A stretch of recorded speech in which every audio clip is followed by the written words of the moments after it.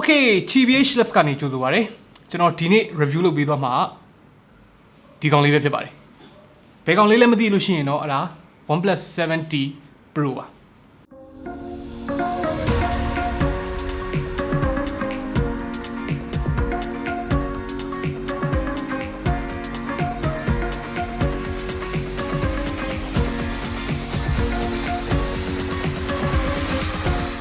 Oppo Reno 2 Reno 2F Quad camera zoom into imagination OnePlus ဖုန်းတစ်လုံးကို review လုပ်ရတာအရင်ကနဲ့မတူတော့ဘူးအရင်ကတော့မရိုးရှင်းတော့ဘူးဘာလို့လဲဆိုတော့သူတို့ရဲ့ line-up ကို6လတစ်ခါ refresh လုပ်နေတော့ reviewer တွေကပြောရတာနည်းနည်းလက်ပေါက်ကတ်သွားတယ်ပေါ့နော် US က reviewer တွေကတော့တိတ်ကိစ္စမရှိဘူးသူတို့က OnePlus 7 ဒီ US မှာ available မဖြစ်ဘူး7 Pro ပဲရတယ်အခုနေ့ကျတော့ OnePlus 7T ပဲသူတို့စီမှာရှိရတယ် OnePlus 7T Pro သူတို့စီမှာမဝင်ဘူးမြန်မာနိုင်ငံမှာ2မျိုးလုံးရနေတယ်ဆိုတော့ပြောဆိုတော့နည်းနည်းခက်တယ်ပထမအဆုံးပြောချင်တာက OnePlus 7T Pro ဒီနာမည်ရဲ့အတိုင်းပဲ OnePlus တီထဲမှာအကောင်းဆုံးပြင်ဈေးလည်းအကြီးဆုံးဒါပေမဲ့ကျွန်တော်အမြင်အရပြောရမယ်ဆိုလို့ရှိရင်တော့ OnePlus 7T Pro ကအရွေးချယ်တင်ဆုံးသော OnePlus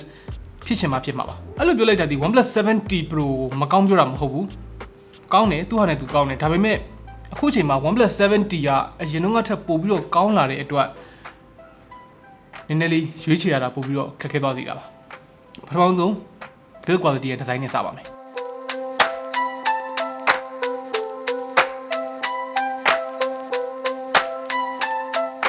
ဆိုတော့အခုမြင်ရတဲ့အတိုင်းပဲသူ့အပြာရောင်အသစ်ဖြစ်သွားတယ်ပုံမှန်လင်းပြောရရင်တော့ OnePlus 7တုံးကအပြာလေးကိုတော့နည်းနည်းပိုသဘောကျတယ်ခင်ဗျားတို့တော့ဘယ်လိုမြင်မလဲတော့မသိဘူးကျန်တဲ့အပိုင်းတွေကတော့တူတူပဲ look ရော feel ရောအကုန်တူတူပဲ IP68 ပါမှာမဟုတ်ဘူး wireless charging ပါမှာမဟုတ်ဘူးအပေါ်မှာ pop up selfie camera နဲ့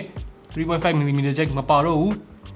တခြားသောဖုန်းတွေနဲ့မတူတဲ့ဒီ volume slider လေးပေါ့နော်အဲ့ဒါလေးပါတယ် OnePlus 2ရဲ့ထုံးစံအတိုင်းလက်ထဲမှာကန်ရတာမိုက်တယ်တခုရှိတာ OnePlus 7 Pro တုန်းကကျွန်တော် review နဲ့ OnePlus 7T Pro တုန်းကကျွန်တော် review နဲ့တူတော့မှာမဟုတ်ဘာလို့လဲဆိုတော့ကျွန်တော်အခု iPhone 11 Pro Max ကိုင်လိုက်ပြီးသွားတဲ့နောက်ပိုင်းမှာ OnePlus 7T Pro ဘယ်နည်းနဲ့မှလေးတဲ့ဖုန်းတစ်လုံးလုံးမထင်တော့ OnePlus 7 တုန်းကဒီဖုန်းကြီးကလေးတယ်အမလေး bulky ဖြစ်တယ်အဲ့ဒီအချက်ကမကောင်းမှုဘာညာရှောက်ပြောခဲ့ပြီးတော့အခုကျတော့အဲ့လိုမခံစားရတော့ဘူးအဲ့ဒါကကျွန်တော်မှားလားဆိုတော့ကျွန်တော်လည်းမမှားဘူးဒီဖုန်းကမှားလားဆိုတော့ဒီဖုန်းကလည်းမမှားဘူးကျွန်တော်ရဲ့ experience ပေါ်မှာမူတည်ပြီးတော့ကျွန်တော်ဘက်ကထွက်လာတဲ့စကားမတူတော့တာပါမနှစ်ကပြောလိုက်တုန်းကလည်းမမှားဘူးဒီနှစ်ပြောတာလည်းမမှားပါဘူးအဲ့လောက်ဆိုလို့ရှိရင်တော့ review ဆိုတာဘယ်လိုလဲ reviewer တယောက်ရဲ့ perspective ကသူ့ရဲ့ experience ပေါ်မှာမူတည်ပြီးဘယ်လိုပြောင်းလဲသွားနိုင်လဲဆိုတာကိုသဘောပေါက်ကြလိမ့်မယ်လို့ထင်ပါတယ် so OnePlus ဆိုတဲ့အတိုင်းပဲသူစီမှာ oxygen ဒါမှမဟုတ်ကျွန်တော်အခုဒီ unit မှာတော့ hydrogen OS နဲ့လာမယ်ဘာလို့လဲဆိုတော့ဒါတရုတ်ကဝင်တဲ့ဖုန်းမို့လို့ဆိုတော့ဒီ review unit ကိုထောက်ပံ့ပေးနေတဲ့ Synology mobile ကိုကျေးဇူးအများကြီးတင်ပါတယ်သူရဲ့ software experience တွေရောသူ့မှာပါတဲ့ Snapdragon 855 Plus ဆိုတဲ့ဟာတွေရောပြီးသူ့မှာပါတဲ့ 90Hz display တွေရောအကုန်လုံးပေါင်းလိုက်မယ်ဆိုလို့ရှိရင်ဒီဖုန်းကတော်တော်လေးကိုမြန်တဲ့ဖုန်းပြောမှဆိုလို့ရှိရင်အခု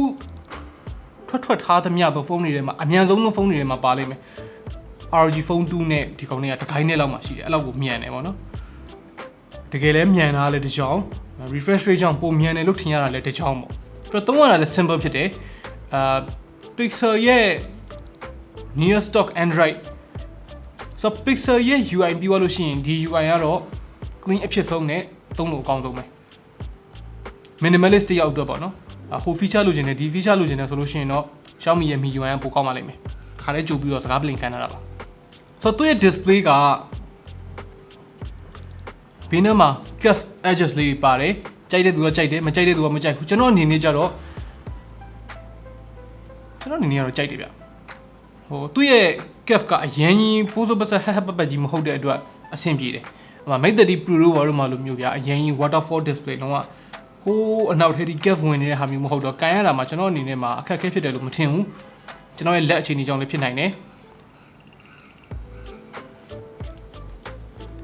သူ့ရဲ့ display က OnePlus 7T ထက်ပိုတာတဲ့အချက်ဒီ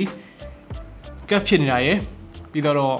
Quad HD Plus ဖြစ်နေတာရယ်ပါဒါပေမဲ့ Quad HD ကိုဒီဖုန်းမှာသုံးဖို့အားမပေးဘူး 4000 mAh battery နဲ့လုံလောက်တယ်လို့မထင်ဘူး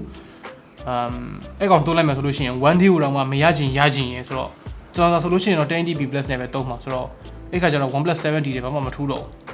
အဲ့ဒါကြောင့်မို့လို့ဒီဖုန်းကို OnePlus 7T ထပ်ပို့ပြီးတော့ကြော်ပြီးတော့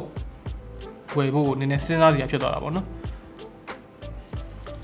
So OnePlus 7 Pro ရဲ့ OnePlus 7T Pro ရဲ့ OnePlus နဲ့မတူတဲ့ OnePlus တွေပါ OnePlus ဆိုတာဒီရိုးရှင်းရမယ်ညင်မြန်ရမယ်ဈေးသက်သာရမယ်မြန်တာတော့တူတယ်ဒါပေမဲ့ဈေးလည်းမသက်သာသလိုရိုးလည်းမရိုးရှင်းတော့ဘူး pop-up camera တွေနဲ့ဖြစ်လာတယ် weight တွေလေးလာတယ်အဲ့လိုတွေဖြစ်လာတယ် So အရင်က OnePlus 7နေထက်ပိုကောင်းလာတဲ့အချက်ကိုပြောပါဆိုလို့ရှိရင်သူက haptic motor သူရဲ့ haptic motor တိတိကျကျလေးပိုကောင်းလာတယ်ဒါပေမဲ့ iPhone level pixel level တော့ဟုတ်သေးတယ်လို့ကျွန်တော်တော့မမြင်ဘူးသူရဲ့ speaker တွေလည်းတော်တော်လေးမိုက်လာတယ် stereo speaker အတန်လည်းတော်တော်ကျယ်တယ် sound quality လည်းတော်တော်လေးကောင်းတယ်ဆိုတော့နောက်ထပ်အပိုင်းကိုပြောရမယ်ဆိုလို့ရှိရင်တော့ camera ပါဒီဖုန်းကတော့ camera ကြောင်းတော့ဘယ်သူမှမဝယ်သင့်ဘူးပုံမှန်လင်းလင်းပြောတာဘာလို့လဲဆိုတော့ဒီဈေးနဲ့ဒီတဲ့ပိုကောင်းတဲ့ camera လိုချင်တယ်ဆိုလို့ရှိရင် MCC 9E လို့ကောင်မျိုးရှိတယ်ဆိုတော့ဒီ OnePlus 7T Pro ဆိုတဲ့ကောင်က overall package ကိုကြည့်ပြီးတော့ဝယ်ချင်တယ်ဆိုလို့ရှိရင်တော့တားစရာမရှိပေမဲ့ camera မှာတော့အဲ့လောက်အထိအကောင်းပြောရလောက်အောင်မရှိဘူးဒါပေမဲ့တစ်ခုပို့ပြီးတော့ဟိုဖြစ်တာမကောင်းပြောစရာအချက်လည်းမရှိဘူးကောင်းတော့ကောင်းတယ်မထူးချွန်သူရဲ့ exposure level တွေကဟိုရောက်ဒီရောက်ဖြစ်တယ်ဆိုတော့ကိုယ့်ဘက်ကကို editing ထဲမှာနည်းနည်းလေးပြန်ပြင်လိုက်မယ်ဆိုလို့ရှိရင်တော့အဆင်ပြေသွားမှာပေါ့လေ So OnePlus 7T ထက်တိတိကျကျတားတဲ့တစ်ချက်တော့ရှိတယ်သူရဲ့ tele camera OnePlus 7T မှာဆိုလို့ရှိရင် 2x telephoto ပဲပါမယ် OIS မပါဘူးဒီကောက်မှာ 3x telephoto ပါမယ် OIS ပါတယ်ဆိုတော့အများကြီးပိုကောင်းတဲ့ tele တွေဖန်တီးပေးနိုင်လိမ့်မယ်နောက်ထပ် camera နှလုံးကတော့ရှင်းနေ48 megapixel f1.6 main camera နောက်ထပ်တစ်လုံးကတော့16 megapixel f2.2 ultra wide သူရဲ့ ultra wide ကလည်းအရင်ထူးချွန်တဲ့ထဲမှာတော့မပေါဘူးဆိုတော့ခင်ဗျားတို့လည်းကြားဘူးပြီးသားဖြစ်မှာပါ OnePlus ကအရင်ကလိုမျိုးဈေးမသက်သာတော့ဘူးလို့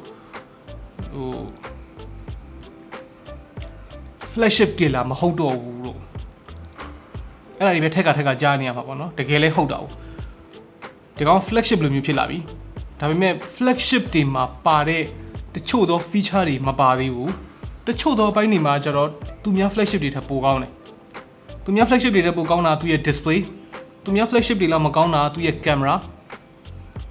ပုံမှန်အနေထားလောက်မှရှိကြတော့သူရဲ့ battery ပြီးတော့သူများ flagship တွေထက်ပိုကောင်းတာသူရဲ့ UI နဲ့သူရဲ့ speed ဆိုတော့လောလောဆယ်မှာ Android phone တွေမှာအမြန်ဆုံးဆိုလို့ရှိရင်ဒီကောင်ကိုလက်ညှိုးထိုးပြလို့ရတယ်။ Okay ဆိုတော့ review ကတော့ပြီးသွားပြီ။ဆိုတော့ခင်ဗျားတို့ညားထောင်လိုက်ရတဲ့အတိုင်းပဲကြည့်လိုက်ရတဲ့အတိုင်းပဲပေါ့နော်။ဘာမှတိတ်ပြီးထူးထူးပြောနေစရာမရှိဘူး။အပြစ်ပြောစရာလည်းများများဆဆမရှိသလိုအကောင်းပြောစရာလည်းများများဆဆမရှိဘူး။တကယ်အပြစ်ပြောစရာနဲ့တကယ်အကောင်းပြောစရာများများဆဆရှိတာက OnePlus 7T ပါ။ဆိုတော့ OnePlus 7T review ကိုလည်းမကြခင်တင်ပေးတော့မှာပါ။ဆိုတော့အဲ့ခါကျရင်လေစောင့်ကြည့်ဖို့လိုပါလိမ့်မယ်။နောက်နေ့မှတွေ့တော့